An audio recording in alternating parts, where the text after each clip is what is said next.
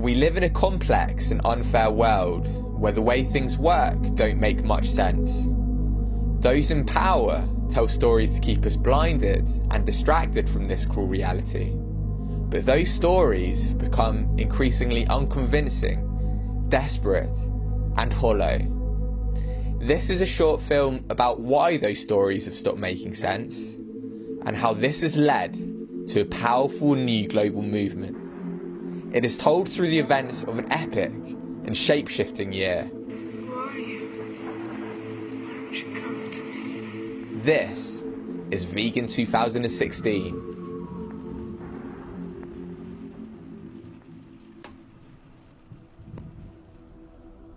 Following 2015, veganism could no longer be ignored.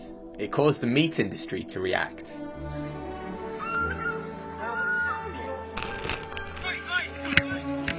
There's a lot of resistance when you talk about veganism. But what if this response is a sign that times are changing? Veganism is growing, while the animal agricultural industries are trying desperately to hold on to their profits. And to understand exactly how this is happening, you have to look firstly to the events of early 2016. Early 2016 centred around Dr. Michael Greger. Please join me in welcoming Dr. Michael Greger. Dr. Greger is an American physician and public health expert. For years, his views had been ignored by the mainstream, but in 2016, something very different happened. His new book reached the New York Times top 10 bestsellers list, and all of a sudden, he was in the media spotlight. Dr. Michael Greger. Dr. Michael Greger. We've got Dr. Michael Greger here. There's only one diet ever been proven to reverse heart disease in the majority of patients, a plant-based diet.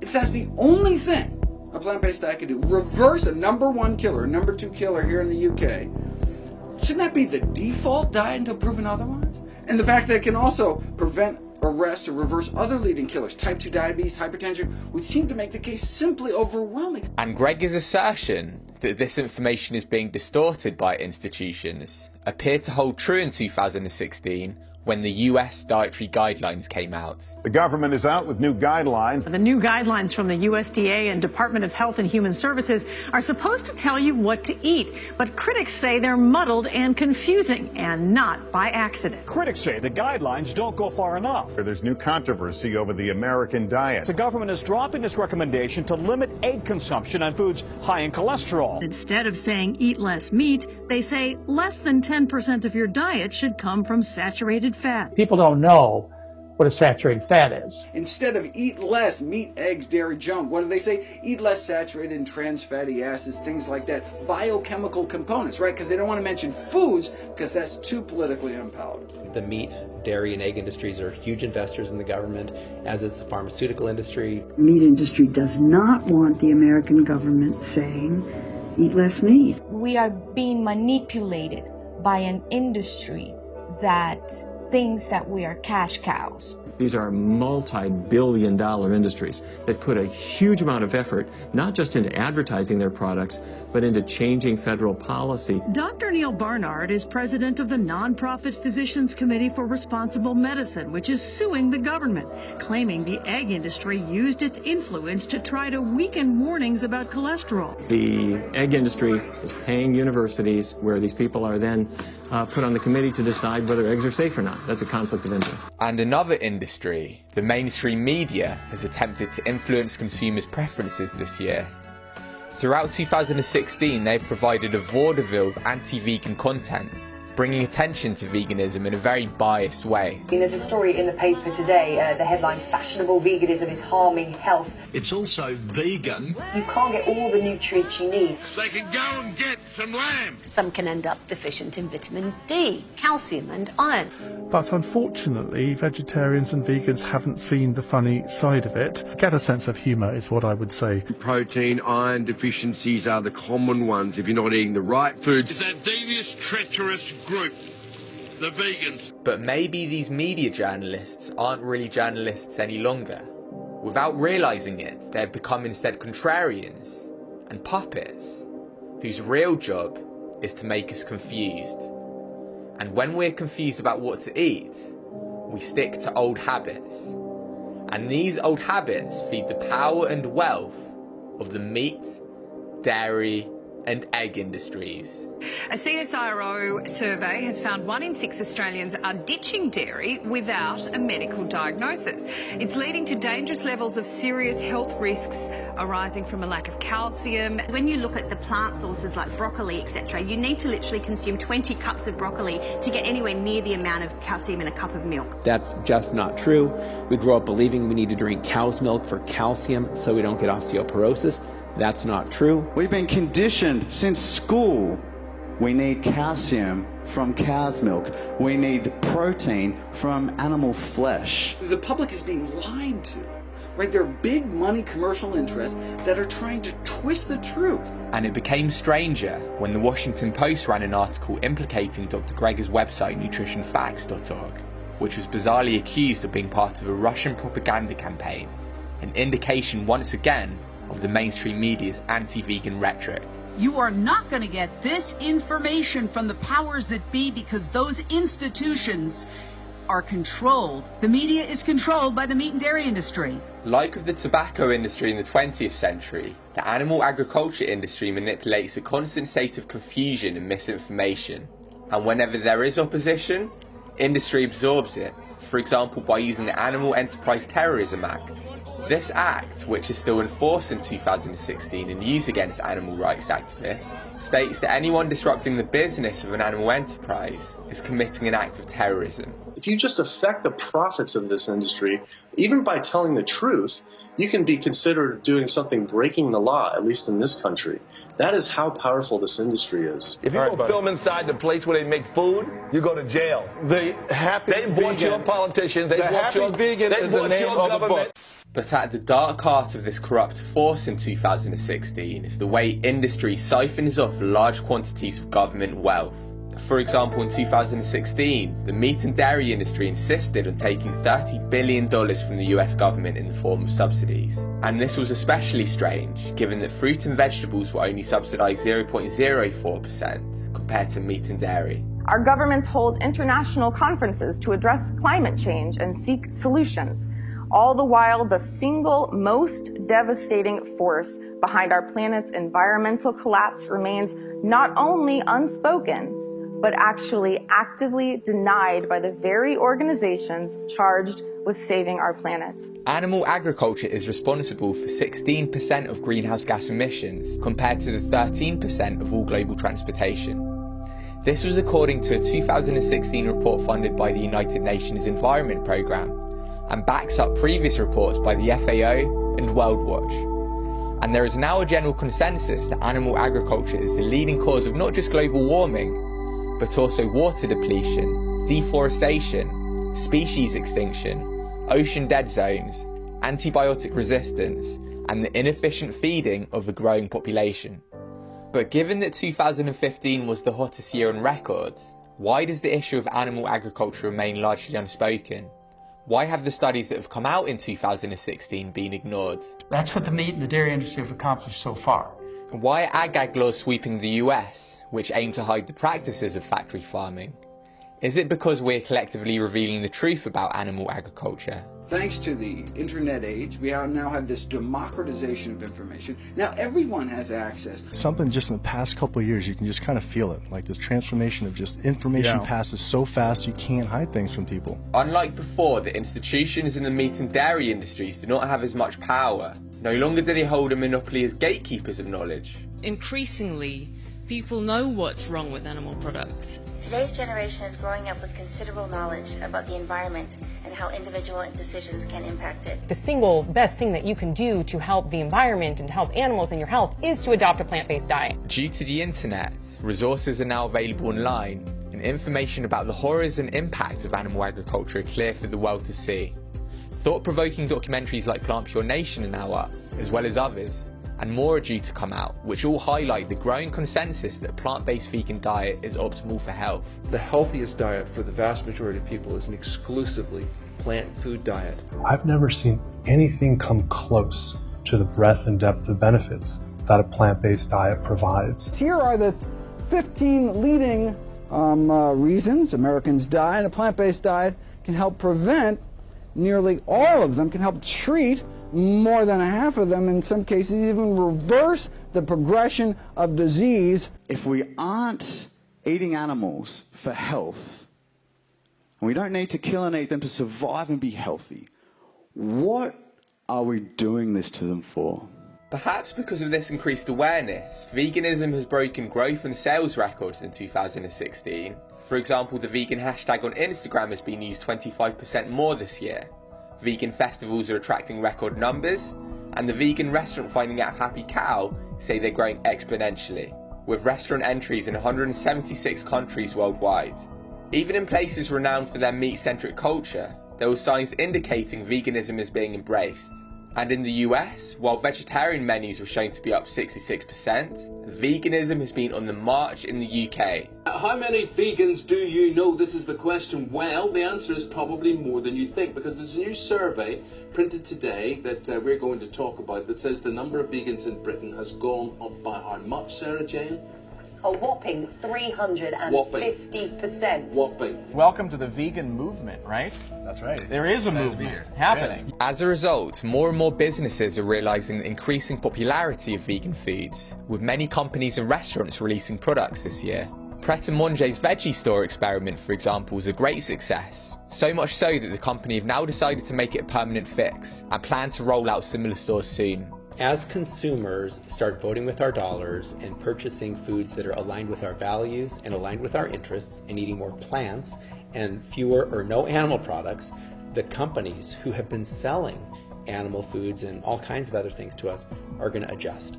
And we saw that with Hellmann's starting now to sell a vegan mayonnaise, and I think others will follow suit. Tyson, a huge meat company, recently invested in a vegan plant-based company called Beyond Meat. And I think those trends will continue. And if people ask for vegan meals, well, guess what? Pretty soon they start offering vegan meals because they don't care. They just want your money. The reason that so many companies in cosmetics and food are changing is because they're now registering that sentiment that exists in the marketplace, saying, hey, we've got to change, because people are figuring this out. A number of articles have been written this year about the meat substitute market, including in many high-profile outlets, predicting how this market is soon to affect the global economy, and it has caused the meat industry to take notice. Very recently, in the Meat & Place magazine, which is a leading industry meat publication, the cover story was on plant-based meats. It was on, substitute market. Right, meat substitute market. And they're saying, look, we got the distribution, we got the machines, we got like the sausage-making machines. We should be, these vegan companies are taking away our market share. Let's get into this. They have learned how to extract actual red blood from plants, and they have essentially make a vegetarian vegan burger that actually has real blood. Everything you enjoyed before, you can enjoy. You like burgers, we got veggie burgers. You like burgers, we got anything you want. You like ice cream, we got ice cream. Like anything. Okay, that's great. That's a way to slowly shift the market, shift people over. We have got to make our businesses not just compassionate, but they've got to be better than the alternative products. That is absolutely the key. And I didn't think of that myself. I actually heard it from one of the most dynamic vegan businessmen in the world, Josh Tetrick. Jim, there are 400,000 species of plants out there, and you got to ask yourself why 92% of them haven't been looked at to make your food better. And we got a team of data scientists led by a guy that used to lead Google Maps and YouTube's data team, biochemists, computational biologists, phenomenal chefs and food scientists that find the best of them. Of Hampton Creek, whose Just Mayo is rocking the world and saving millions of animals because he's come up with a vegan mayonnaise, and I hear that he's going to come up with a vegan egg scramble that's going to be out soon. It's going into institutions, it's going into big businesses. I believe 7-Eleven announced recently they're going to only be using Just Mayo on its sandwiches. But what he said to me is, and I really thought that this was absolutely the most crucial thing when it comes to vegan businesses. They can't just be good. They can't just be compassionate. They can't just be coming from the right place. They've got to be 1,000% better than the alternative product. In 2016, Eric Schmidt, the executive director of Alphabet, who are Google's parent company, ranked vegan meat as the most important trend in tech. This came amid what was one of the leading news stories of the year, A group of investors, under an initiative of holdings worth more than $1 trillion, pressured the 16 leading food companies, including Tesco, Walmart and Target, to switch from animal-based protein to plant-based protein. And as 2016 progressed, large corporations including General Mills and Danone invested in companies that have found success in replacing animal products with plants. Also this year, a new documentary has come out on cultured meat, an area that is rapidly gaining attention and funding. This is a viable solution for the meat, dairy, and egg eaters of the world who just simply refuse to stop eating those animal products, those animal body parts. However, because lab-grown meat uses cells from animals, there are some critics who argue that this industry is unnecessary and doesn't challenge the social norm that eating meat is natural. They argue that plant-based meats that have moved beyond theory and into commercial production are a better solution. That said, whether it's imitation meat from plant or animal cells, it is clear that this market is trending and will continue to receive widespread media attention. By the year 2020, the meat substitute market is predicted to be worth over $5 billion globally, and with the urgency of the climate impact and ethical concerns over the animal agriculture industry, there is a groundswell for meat alternatives to capture market share and overtake the production of traditional meat. Meanwhile, 2016 was the first year that meat taxes were seriously considered. For example, the Danish government has plans to implement a tax on beef proved popular. This backed up proposals from UN expert Professor Martin Hadger this year, who called for a worldwide tax on all animal products. And in China, the Ministry of Health urged citizens to limit animal product consumption, with the aim of reducing meat consumption by 50%, while the UK dietary guidelines reduced the recommended dairy consumption, which angered the dairy industry. This was compounded by announcements made throughout the year about the struggling milk market. In the UK, 1 in 10 dairy farms have closed in the last 3 years. In the US, consumption levels are down, which led to a scandal where the US dairy industry actually killed 500,000 cows just to push up the price of milk. That's crazy. They killed 500,000 cows just to slightly inflate the price of milk. So this corruption is real, and it's being revealed and it's being prosecuted. The US dairy industry was fined $52 million last month. And this is all happening while the dairy-free market, the soy milks, almond milks, vegan cheeses, this market is growing rapidly. A new report came out this year which predicted that this market is due to be worth $35 billion globally by the year 2024. And as demand for cow's milk further plummeted, the dairy industry had to call once again on the US government's might for financial assistance.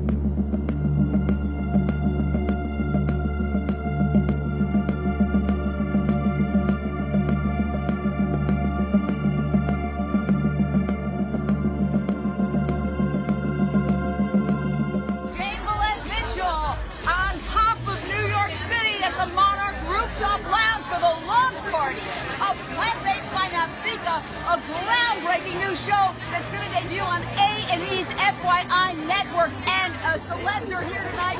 The beautiful Katy Perry, the glamorous and gorgeous Simone Reyes of Death Pictures. Now, I know you're very soft-spoken, but speak up. I will speak up. Speak up. Why are we here? We're here to support a vegan diet, a healthy lifestyle, and to teach people that it's really important to live consciously and compassionately. The plant-based lifestyle also received new support this year from a number of large social media channels. So before I get into this video, I'm going to make a little bit of a disclaimer.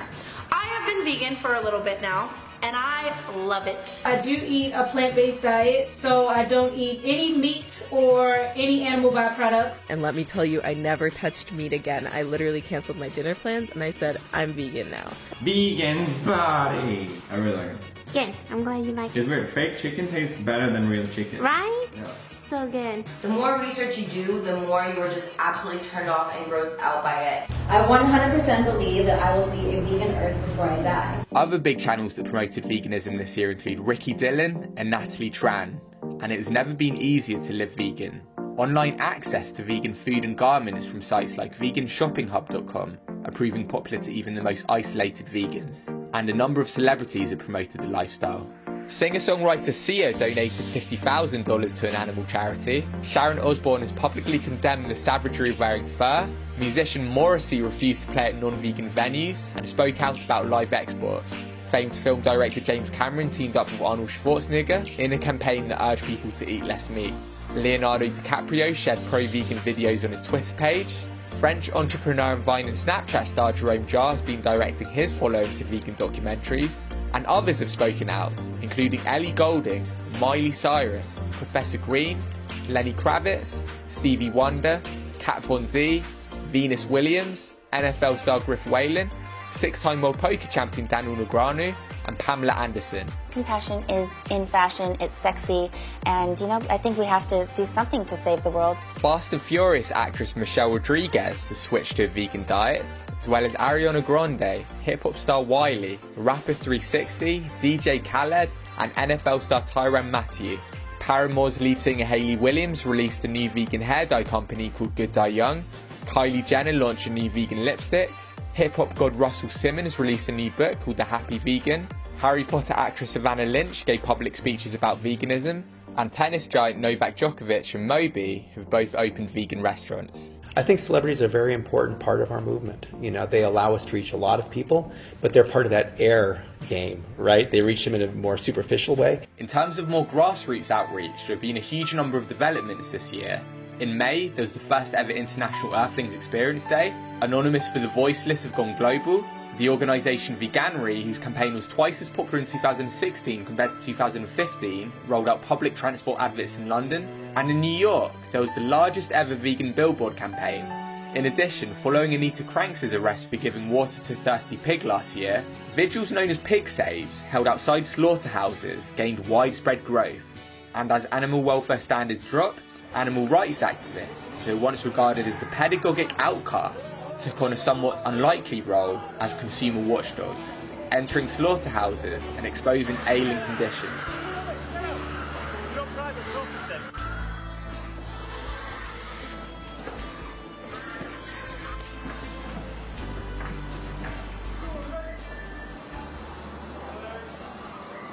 This industry is all about productivity. It doesn't care about the animal's welfare, it doesn't care about the animal's well-being or their psychology. It's about producing as much as possible with as little. Under horrendous conditions. I mean, they can't move. They will, especially with breeders, they can't even often walk. And disease is rampant. That's it. I mean, 80% of all antibiotics sold in the United States go into animal agriculture because these animals live in such horrendous conditions. The only way to keep them alive is to feed them drugs. Right. And they're essentially, tortured their entire life and then slaughtered. I don't think it's an exaggeration at all to say that. And that's why we have ag laws, because if people actually saw how their meat products were being produced, it would be so appalling that it would be very hard to consume these products. Correct. You said what's written here is far from reality. Exactly what is not true? Raised cage-free, you saw it. That's what they call cage-free. You can cram them in there till they can't move, but if there's not a cage in there, they call them cage-free. I find this pretty hard to take. These mothers have just given birth recently, and they're in what are called farrowing crates. You can see the mothers can barely move. But we're told that we have the best animal welfare standards in the world. What would you say to that? It's a complete lie. The worst offenders on this planet, pedophiles, sex offenders, murderers, do not get treated anywhere near as badly as the way we treat the most innocent and vulnerable beings on this planet. They have their tails cut off without painkillers. They have their ears notched, big chunks of skin cut out of their ears. The males are castrated without painkillers. Pigs spending their days like this. And this place is filthy. There's rats, there's maggots, there's flies. It's disgusting. Prompted by the increased awareness of the meat industry's darkest secrets, there were a number of protests around the world in 2016. In London, a small march turned much bigger and vehement, prompting police to shut down the streets. And it was the events from this day that provided a powerful and stark vision of the coming battle between two sides of history.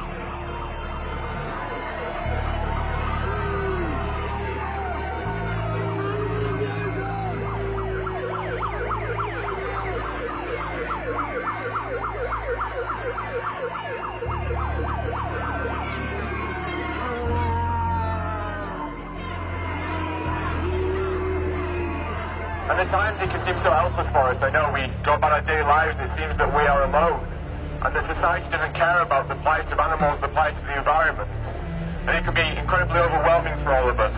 But this is a reminder for everyone here today that you will never, ever be alone. This is a fraction of the vegans in our country. I think it's a sort of watershed moment. Yeah. Like something to build on, you know. This is maybe 2,500 people here today. You know, there should be 10,000 next year. There's 600,000 vegans in the UK. You know, you've had the allies side, you have vegetarians, you have people who just care about animals.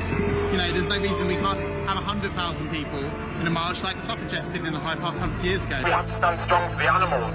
For the 3,000 animals that are mercilessly slaughtered every second in the name of food, in the name of clothing, in the name of medicine and cosmetics. What a disgrace. We're a disgrace! I cannot believe that we are here fighting for this!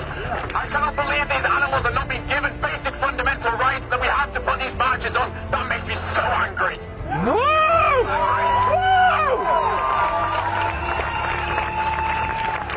I can't believe in this day and age we still have to fight oppression. I can't believe we have to stand up and make the politicians and the general public listen to our demands. We are supposed to be a compassionate species. Do we not hear this every day that we're evolved, right? This is what we get told as vegans. We're evolved. We're above animals. If we're above animals, then why can't we start using emotions like empathy? That's what's supposed to make us more evolved, right? Our emotional capacity. So why don't we use them? Why don't we show empathy and compassion and mercy to these innocent beings that have never done anything wrong to us? How can we possibly allow ourselves to fit into a society that thinks compassion is extreme? What a ludicrous world we are living in. We have to take a step back, and we have to do what's right for everyone. We have to do what's right for the planet, because if we carry on the way we're going, as you all know, we will have no planet to live on. We're here today fighting for the rights of the animals, fighting for the rights of the environment, and fighting for the rights of humans who are also oppressed in the animal agriculture industries. This is not some mundane diet choice. This is the difference between enslavement and freedom, between torture and peace, between death and life. This is serious, and you understand it, and you are a part of this revolution. In 2016, social media was named as one of the largest threats to the animal agriculture industry. According to Global Meat News, social media has been instrumental in spreading negative views about the meat industry among millennials. David Dobbin, chief executive of United Dairy Farmers, said the younger generation are causing the fall-off in demand for milk, an indication that big dairy are feeling threatened and unhinged. And the field of technology has been another area that the vegan community has influenced. New alternative research methods are being used in medicine for drug testing that do not use animal models. Other technologies also come out, such as iAnimal, and animal rights activists have claimed a number of victories, starting with SeaWorld. But this morning, SeaWorld CEO announcing a change in the tides, saying all of its signature orca shows will be coming to an end. Sea Shepherd, an anti-poaching and marine conservation organisation, have now effectively shut down illegal fishing in Antarctica. In the fashion world, leather sales plummeted, and existing companies have switched to more ethical materials. And media outlets like Vogue have started to promote vegan products. In addition, in the movie world, the pro-vegan film The Herd won many awards and is free online for the world to see. And the acclaimed animated film Bear Story, which is about the brutality experienced by circus animals, won the Best Animated Short Film at the Oscars. Bear Story, Gabrielle Osorio. In 2016, many professional athletes have switched to a vegan diet, inspired by many long-term vegan athletes who have been thriving and setting new records.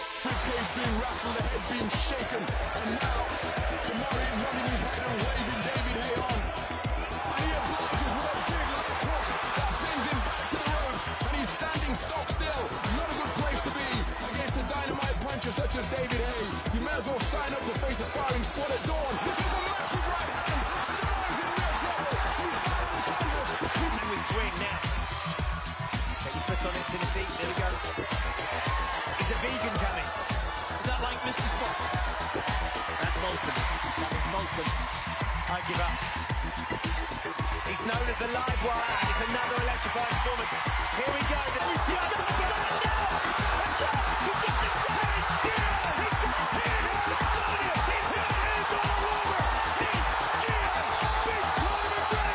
As well, but it's a rare occurrence to see a boxer get floored with a jab.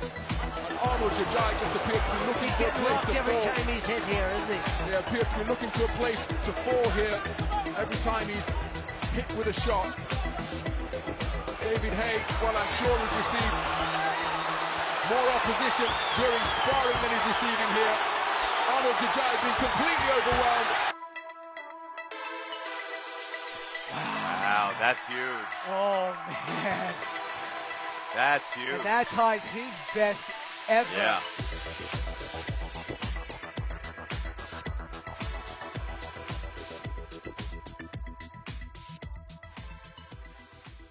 Also recently, Tesla have announced that the new SUV model is vegan. Live animal testing is no longer included in MD programs in the US. Plant-based conferences such as those organised by VegSource and the Physicians Committee have seen record attendances. Daycare centres are going plant-based in Finland. Vegan medical clinics have opened up in the US. And the world's largest organisation of nutrition professionals declared vegan diets to be very healthy and can prevent and treat chronic diseases. Medicine is on the absolute cusp of a seismic revolution in health. Also this year, the Netherlands placed a hard limit on the recommended meat consumption. The environmental organisation Greenpeace have started to talk about the benefits of veganism. The world's happiest man became vegan. And national awards have gone to vegan butcher shops and pies. With vegan products coming out all of the time and plant-based foods predicted to be a top trend next year, it is clear that veganism is starting to disrupt our economic system. I'm a street fighter. I'll get down and dirty with you. I'll do whatever I can to save your children, to save your community, to save our medical care system, to save the environment, and even these days to save the animals. But there were some odd events in 2016. SeaWorld employed a number of staff, but it was revealed many worked to spy on vegans. Singing star Christina Grimmie continued her animal rights activism, but was shot dead in June. Hunting videos were actively promoted by YouTube, but vegan educational videos were often censored. Turin in Italy was tipped to be Europe's first vegan city, but an Italian member of parliament wanted vegan parents jailed. Lawmakers in Italy are drafting a law that could put parents in prison if they impose veganism on their children. It sums up the strange mood of our time, where even though the vegan lifestyle has never before been more popular, there is still so much resistance. The movement and the message is happening, but in the other direction I've seen a tremendous amount of hurdles and difficulties. Listen, I don't know what it means. I just know that I'm supposed to hate it. Why are you supposed to hate it? The internet tells me to hate it. Vegan is basically no animal products, period. Like, okay, I do hate it. There are a number of political, economic, and certainly cultural hurdles that we need to continue to work on. There is a constant drum of indoctrination into carnism. So you're hit with billboards as you're driving, and you're hit with commercials that subliminally connect eating meat to everything from sex appeal to patriotism to status to all sorts of things. And these are just subliminal manipulations to keep people eating meat because people are making money off of it. I'm in despair over the deception that's misleading the public. With all this propaganda, the animals don't have a chance. We're running up against some really, we're walking in some tall grass. We're fighting, big pharma and big dairy, and that's going to be hard. It's a steep hill to climb sometimes, but it's just worth it because this is the truth. The karmic debt that we're accumulating by this massive slaughter is unjustifiable on every level. We're at a crisis point. I think we're also at a very interesting and exciting moment where openness to the vegan movement, to the vegan lifestyle, to trying to live our life in a more sustainable, sort of, karmically aligned way has never been more well received or in vogue. The single most effective thing anyone can do to both improve their own personal health as well as improve the chances of healing this environment and having our species survive on this earth is to reduce or preferably eliminate your consumption of animal flesh and dairy products. It's the biggest and most urgent secret that finally, thank goodness, is getting out. Looking back at the last 12 months, 2016, like last year, showed significant progress in the way the mainstream started to adopt veganism. However, vested interests impeded momentum more than ever. But plant-based news will continue to follow this struggle over the coming years, so join us as we gather the stories shaping this movement and endeavour to document the rise of justice.